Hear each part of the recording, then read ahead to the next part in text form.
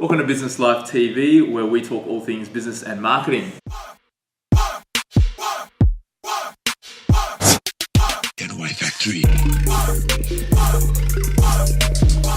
Today I've got with me Steve Stanley, Head of CEO Institute and a leadership consultant. And thanks for joining us, Steve. Thanks for having me. We're going to be talking leadership today. And I'm going to kick off by asking Steve a question. Look, Steve, were you always a good leader? I thought I was, but I later found out on a number of occasions that I wasn't. Oh, really? Oh yeah, and you learn as you go. So sometimes, even though you think you're doing a good job, it turns out that's not the case. I remember the first promotion I ever got in the army, the first posting as an officer, and it was a couple of years into that posting, and somebody let slip that the nickname I had was My Way. And I said to this guy, where'd you come up with that? And he said, because everything you do has to be your way. Yeah. You never listen to people and it's all just what you have to do.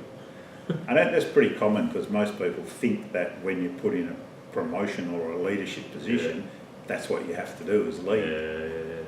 And so you just jump in and make the decisions and think everyone's going to follow you, and it can come unstuck. How did you become a good leader? Like, was it a long journey? Did something happen, or did you get told off?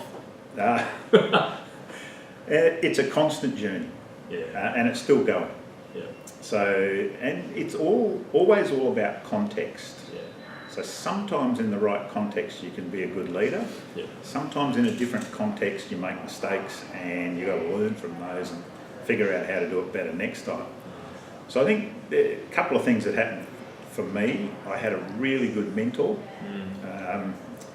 A sad story, the guy that was my best mentor in leadership was the grandfather who was killed on the plane that was shot out of the sky over Russia. Oh gosh. Nick.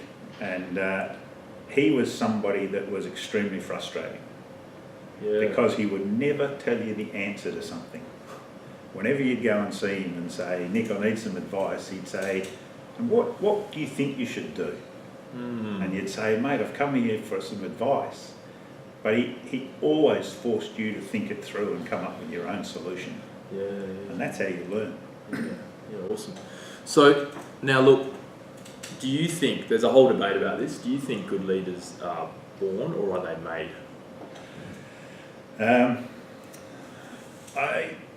I don't want to sit on the fence and say it's a bit of both, but I think that certain people are born with characteristics that are more prone to leadership than others are, or you develop them as you grow.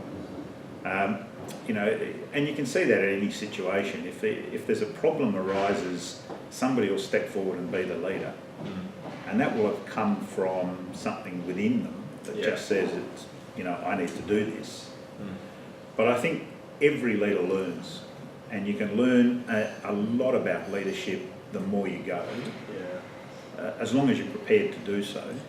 But I think some people have an innate ability to lead more than others do. But there's another aspect to that as well, and that is, I think that you have to want to lead. It's no good appointing someone as a leader if they don't want to do it. Because they're not going to. Gotcha. So the key is not to be charming or charismatic, flamboyant or funny. It's really, do you empathise, do you listen, do you care, and then do you steer? Definitely.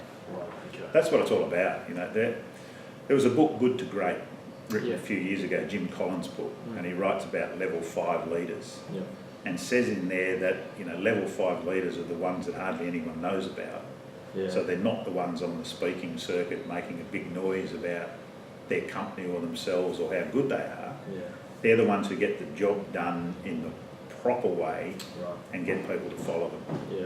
And it applies. There are plenty of great leaders out there that no one knows about because they're not prominent. They don't have that charisma. They don't want to be photographed and be in the paper. They just want to do their job. So what about an example or a story of effective leadership? Something that you've seen, whether it's you or someone else, oh wow, It's a really good I example. can't give you one about me because it would fly in the face of the ego discussion we just had. That's right. Don't want to be a hypocrite. Yeah. No, look, I've seen people turn around. There was a guy I was working with who was somewhat dictatorial. Believe, because that's what he'd been taught. Yeah. And it all comes down to your mental models, your beliefs and values. It's what I've known in leadership through being, coming up and growing as a kid that sort of set you off on a leadership path. And this particular guy was pretty dictatorial. Everything was done his way. It was down the path of exactly that we've been talking about. Over time, he realised it just wasn't working. And he had a couple of leadership positions, found that he failed each time. And he had the courage to review and go, what am I doing that's causing such a problem? He was someone who sought a mentor, and it happened to be me. And pointing out to him that his beliefs and values were wrong was what enabled him to spin his leadership style around and become effective. Right. Now he listens to people, sits back, doesn't feel the need to sit up the front and lead from up there, because you can lead from anywhere. Yeah. What do you think about people like Steve Jobs, for example, who was praised, who was kind of, not everyone praised him, but overall I think he was praised and he's put up on a pedestal, even though I hear he was a bit of a narcissist, wasn't the best person. What do you think about his style of leadership? His style of leadership got the job done insofar as they wanted innovation to be the centre of what they were doing. So in not accepting anything that wasn't perfect and driving people to get to that next level, he was able to achieve what he needed to achieve. He could have done it another way. There would be other alternatives to doing what he did, but that wouldn't have fitted his beliefs and it wouldn't have fitted his personality. But for every Steve Jobs that you hear about, there's probably 100 others who have tried it in the same style and it hasn't worked. Failed. And sometimes it's just the fact that you happen to hit on something that succeeds that all of a sudden makes you look like a great leader, because they came up with a product that everyone went, wow, this is amazing, and bang, Apple took off. So he's seen as fantastic. And there's been reports out there, including Wozniak, saying that look, it wasn't all him. That a lot of that was media hype. So I do understand that. How do you actually align people's goals with the company's goals, or how do you align the company's goals with people's goals? First thing is, whenever you're employing people, you select people for character and then train them for skills. So, I mean, they obviously have to have some skill or you wouldn't be interviewing them in the first place, but they need to fit the organisation. So selecting the right people is the first key. And the second one is that it's the job of leaders to understand people.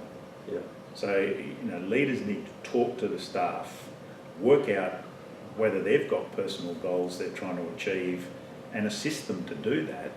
And in doing so, the loyalty grows to the organisation, because you go, well, if this is where you want to get to in a couple of years' time and this is where we're going, how can we help each other to get that end result? So it really is about understanding people, what motivates them, what drives them, what beliefs they have about living. So, look, to wrap up, how can people get in touch with you, Steve? It will be on the screen, whatever you say. So, I'm happy for people to ring me if they want. So I can give you the mobile number. Okay, cool.